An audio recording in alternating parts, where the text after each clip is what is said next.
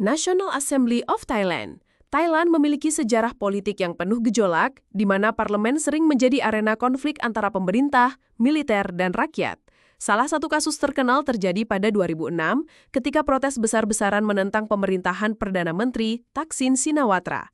Rakyat menilai pemerintah Thaksin korup dan kebijakannya merugikan kepentingan publik. Ribuan orang turun ke jalan, menuntut agar parlemen dibubarkan dan pemilu baru digelar. Tekanan ini berlangsung selama beberapa bulan dengan demonstrasi yang melibatkan berbagai kelompok sipil dan mahasiswa. Pada 19 September 2006, militer melakukan kudeta, mengambil alih kekuasaan dan membubarkan Parlemen Bailan. Pemerintahan sementara dibentuk dan pemilu baru dijadwalkan untuk mengembalikan stabilitas politik. Setelah pemilu baru digelar pada 2007, pemerintahan sementara dipimpin oleh Jenderal Surayut Chulanon yang ditunjuk oleh militer. Pemerintahan ini berfokus pada stabilisasi politik dan penataan ulang parlemen sebelum akhirnya kekuasaan diserahkan kepada pemerintahan sipil terpilih. Altingi dibubarkan karena krisis dan kehilangan percayaan publik. Pada akhir 2008, Islandia dilanda krisis finansial yang parah. 3 bank besar yaitu Glitnir, Landsbanki, dan Kaupthing kolaps. Nilai mata uang merosot tajam dan pengangguran melonjak drastis. Situasi ini memperlihatkan kegagalan pemerintah dan parlemen dalam melindungi rakyat. Protes besar-besaran pun meletus di ibu kota Reykjavik. Aksi itu dikenal dengan Kitchenware Revolution, karena massa menggunakan panci dan wajan untuk membuat suara bising sebagai simbol kemarahan. Aksi memuncak pada 20 Januari 2009 saat sekitar 6.000 hingga 10.000 orang berkumpul di depan parlemen. Dalam demonstrasi ini sempat terjadi bentrokan ringan, polisi sempat menggunakan semprotan merica dan gas air mata. Pada tanggal 23 Januari 2009, Perdana Menteri Gerhard mengumumkan bahwa dia akan mundur dan menggelar pemilu dini, sementara kabinet juga akan mundur secara bertahap. Hasilnya, pemerintahan baru yang lebih progresif berkuasa pada 1 Februari, dengan Yohanna Sigurðardóttir sebagai Perdana Menteri dan pemilu parlemen digelar pada April 2009. Majlis Al-Sya'ab, awal 2011, Mesir menjadi salah satu pusat gelombang Arab Spring. Selama puluhan tahun, negara itu dipimpin oleh Presiden Hosni Mubarak dengan sistem politik yang dianggap otoriter.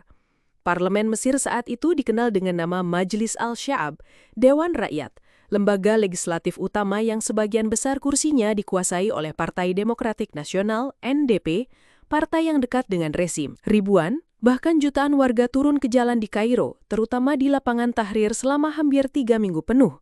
Mereka menuntut reformasi politik, diakhirinya korupsi dan mundurnya Mubarak. Tekanan rakyat yang begitu kuat akhirnya membuat Mubarak mengundurkan diri setelah 30 tahun berkuasa. Setelah itu pemilu legislatif baru digelar. Hasilnya, kelompok Islamis seperti Ikhwanul Muslimin meraih banyak kursi di Majlis Al-Sya'ab. Namun, pada 2012, Mahkamah Konstitusi Agung Mesir memutuskan bahwa pemilu tersebut cacat hukum, dan Majlis Al-Sya'ab hasil pemilu itu pun dibubarkan. Langkah ini menimbulkan perpecahan baru. Sebagian masyarakat merasa perjuangan mereka kembali dikhianati, sementara militer justru semakin menguat dalam masa transisi. Akibatnya, Mesir masuk ke fase penuh ketidakpastian dengan pemerintahan yang silih berganti dan stabilitas politik yang rapuh. Duma. Sebelum Revolusi 1917, Rusia dipimpin Tsar dengan sistem monarki absolut. Setelah rakyat marah karena ketidakadilan, kemiskinan, dan kekalahan dalam perang melawan Jepang pada 1905, Tsar Nicholas II akhirnya membentuk parlemen pertama bernama Duma Negara. Awalnya kehadiran Duma dianggap kemenangan besar rakyat Rusia, karena untuk pertama kalinya ada ruang partisipasi dalam pengambilan keputusan politik. Namun, kenyataannya tidak semulus yang diharapkan. Tsar masih ingin mempertahankan kekuasaan absolutnya, sementara Duma berusaha mendorong reformasi, terutama soal tanah, hak buruh, dan kebebasan sipil. Hanya dalam 73 hari sejak dibentuk pada 1906, Duma pertama dibubarkan oleh Tsar karena dianggap terlalu radikal dan menentang kebijakan kerajaan. Beberapa bulan kemudian, Tsar membentuk Duma kedua. Tetapi lagi-lagi, ketika para wakil rakyat menolak mengikuti arahan monarki, Tsar segera membubarkannya. Tsar terus menggunakan hak prerogatifnya untuk membubarkan parlemen kapan saja tidak sesuai kehendaknya. Akibatnya, rakyat semakin kehilangan kepercayaan terhadap sistem politik. Ketidakpuasan ini menumpuk hingga akhirnya meledak menjadi revolusi Rusia pada 1917, yang menggulingkan monarki sekaligus mengakhiri kekuasaan Tsar. Majelis Es-Shura. Pakistan memiliki parlemen nasional bernama Majelis e-Shura yang terdiri dari 2 kamar, Majelis Nasional dan Senat. Namun, sepanjang sejarahnya, lembaga ini berkali-kali menghadapi pembubaran, terutama akibat konflik politik dan dominasi militer dalam pemerintahan. Sejak kemerdekaan tahun 1947, Pakistan kerap dilanda instabilitas politik. Banyak pemerintahan sipil dianggap gagal mengatasi korupsi, inflasi, dan ketegangan etnis. Ketika ketidakpuasan publik meningkat, militer sering mengambil alih kekuasaan dengan alasan menyelamatkan negara dari kebuntuan politik. Salah satu contoh paling jelas terjadi pada 1999 ketika Jenderal Pervez Musharraf melakukan kudeta terhadap Perdana Menteri Nawaz Sharif. Saat itu, Majelis e-Shura dibubarkan dan militer memegang kendali penuh. Publik terbagi. Sebagian menerima karena parlemen dianggap tidak efektif. Tetapi sebagian lain menilai langkah itu sebagai kemunduran besar bagi demokrasi Pakistan. Pratinidi Sabha. Nepal memiliki parlemen bernama Pratinidi Sabha. Namun sejarahnya penuh gejolak karena negara ini lama berada di bawah monarki sebelum akhirnya beralih menjadi republik.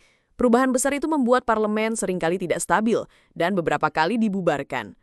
Salah satu kasus besar terjadi pada 2002 ketika Raja Gyanendra memutuskan membubarkan Pratinidi Sabha. Alasannya, pemerintah yang dipimpin partai mayoritas dinilai gagal menangani pemberontakan Maois yang makin meluas dan mengancam stabilitas negara. Raja kemudian mengambil alih kekuasaan secara langsung. Keputusan itu memicu kemarahan publik. Banyak yang menilai pembubaran parlemen adalah langkah mundur karena Nepal sedang berusaha membangun demokrasi setelah bertahun-tahun berada di bawah sistem kerajaan absolut.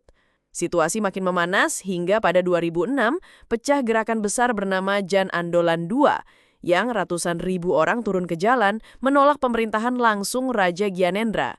Tekanan massa akhirnya berhasil, parlemen dipulihkan, kekuasaan raja dipangkas drastis, dan Nepal mulai bertransisi menuju republik penuh.